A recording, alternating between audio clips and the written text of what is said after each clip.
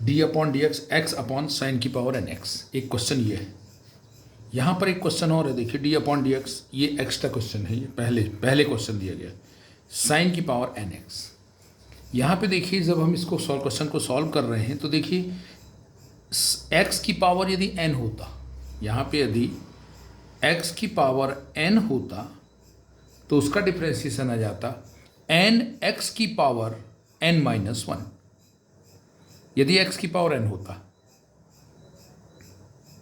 तो N x की power N minus one आ जाता, और यदि साइन एक्स होता तो कॉस एक्स आ जाता।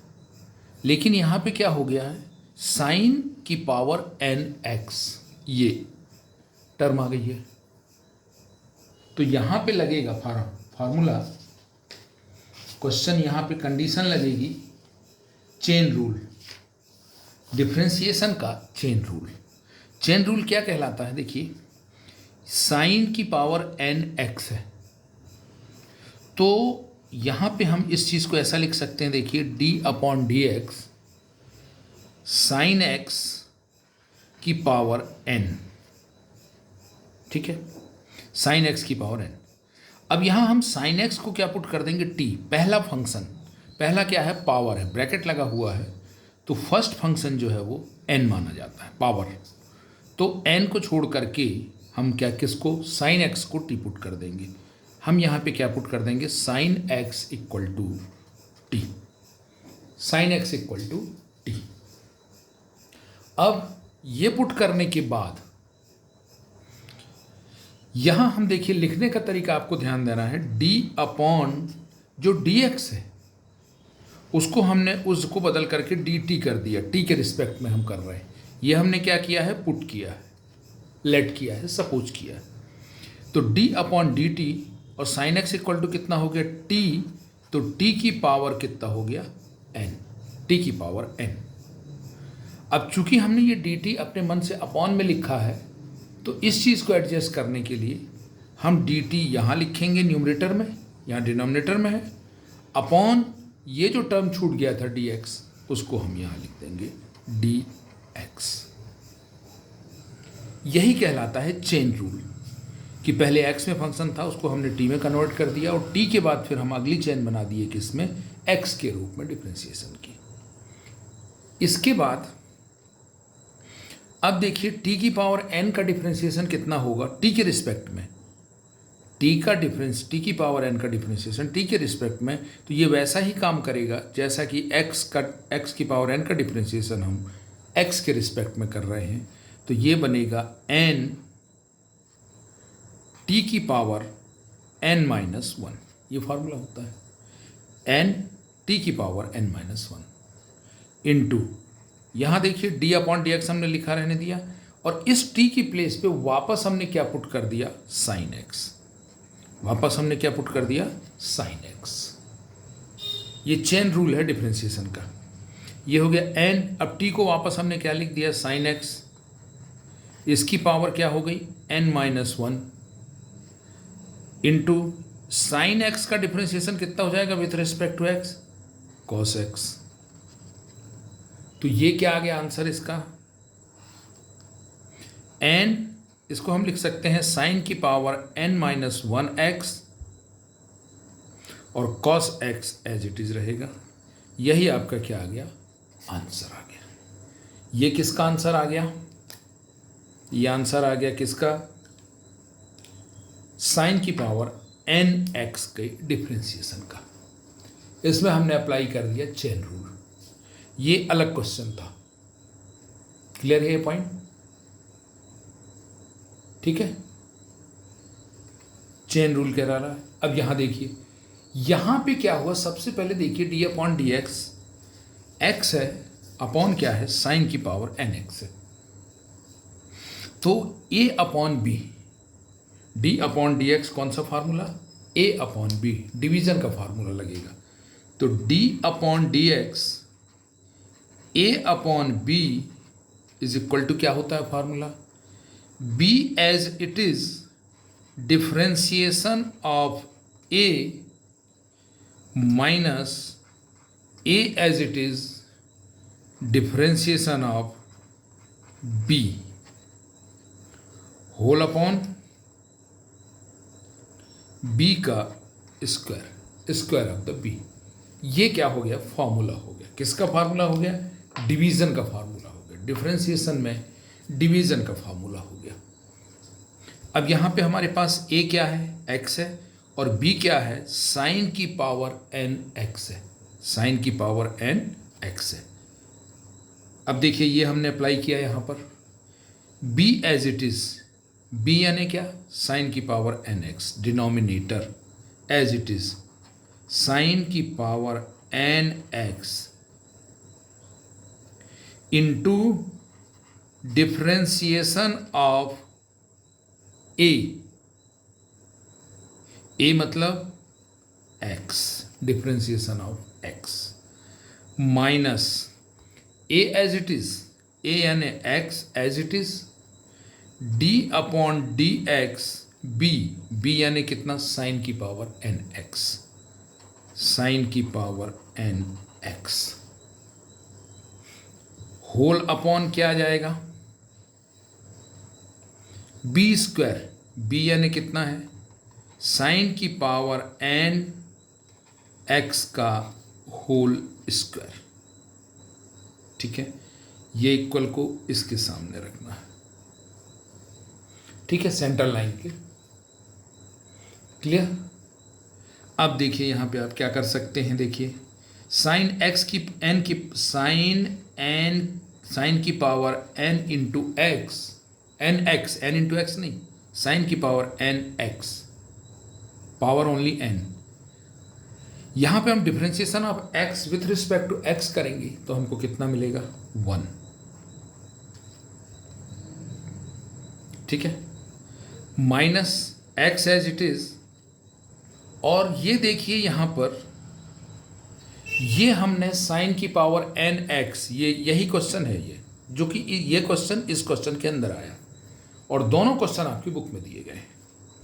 तो साइन की पावर n x जो है उसको हम इतना लिख सकते हैं, ये जो हमने डायरेक्ट डिफरेंशिएशन निकाला था वो हम यहाँ पे क्या कर देंगे, नोट डाउन कर देंगे। साइन की पावर n x का डिफरेंशिएशन कितना हो गया, n साइन की power n minus 1x into कितना, कॉस x, होल अपॉन कितना हो जाएगा, ये इसका डिफरेंशिएशन आ चुका है जो हमने साइड में दूसरे क्वेश्चन के जैसे किया था। तो एग्जाम में आपको इसको साइड में करना पड़ेगा, तो आप डायरेक्ट यहाँ अप्लाई कर सकते हो। यदि यहाँ पे करेंगे पुट करके, या फिर डायरेक्ट आप करिए तो लेंदी प्रोसेस हो जाएगी। साइड में हमने कर लिया क्योंकि ये क्वेश्चन बुक में अलग दिया है और ये क्वेश्चन अलग दिया है।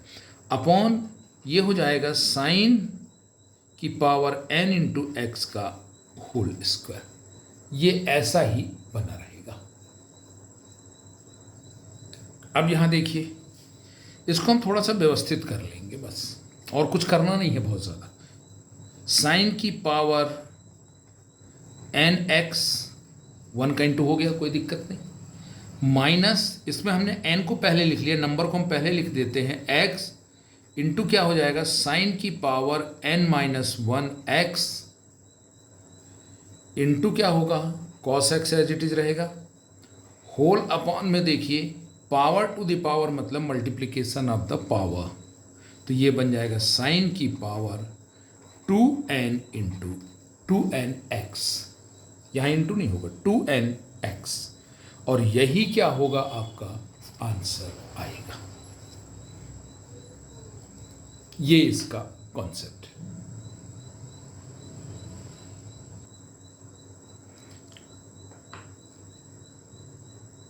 अब यहाँ पे क्वेश्चन देखिए आप, d अपॉन डी एक्स, ये तो फॉर्मूला है, d upon d x x upon 1 plus 10x, इसमें सेम फार्मूला अप्लाई होगा जो अभी हमने ऊपर ये वाला क्वेश्चन किया है।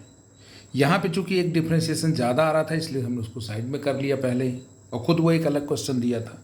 अब यहाँ पे देखिए डायरेक्ट आप कर सकते हैं, इस क्वेश्चन को मैं यहाँ पे डायरेक्ट करूँगा, थोड़ा सा डायरेक्ट करूँगा, ठीक है, और आपको डायरेक्ट करना भी है थोड़ा सा। इसको मैंने अप्लाई किया, यही फार्मूला, ये सेंटर लाइन हो गई, अपॉन में क्या है, बी स्क्वायर, ए ये है, बी ये है, तो अपॉन में क्या कर दिया हमने, 1 प्लस 10x का होल स्क्वायर लिख दिया, b square. Clear, upon clear हो गया। अब न्यूमरेटर करते हैं, देखिए b as it is, b कितना है 1 + 10x, तो 1 + 10x as it is, 1 + 10x as it is. Differentiation of a, चलिए लिख देते हैं d/dx, ए मतलब कितना x, minus a as it is यानी x as it is, numerator, a मतलब न्यूमरेटर, और d/dx कितना b यानी कितना 1 + 10x। हम ब्रैकेट का प्रॉपर यूज करेंगे, नहीं तो हमारी स्टेप गलत हो जाएगी। क्लियर, यहाँ तक क्लियर हो गया। फार्मूले में हमने पुट किया, और फार्मूले आपको डिफ्रेंशिएशन के याद होने चाहिए, पूरे फार्मूले एक तरफ से। अब देखिए यहाँ पे इसको हम कितना लिख सकते हैं 1 + 10x, 1 + 10x का whole square as it is रहेगा।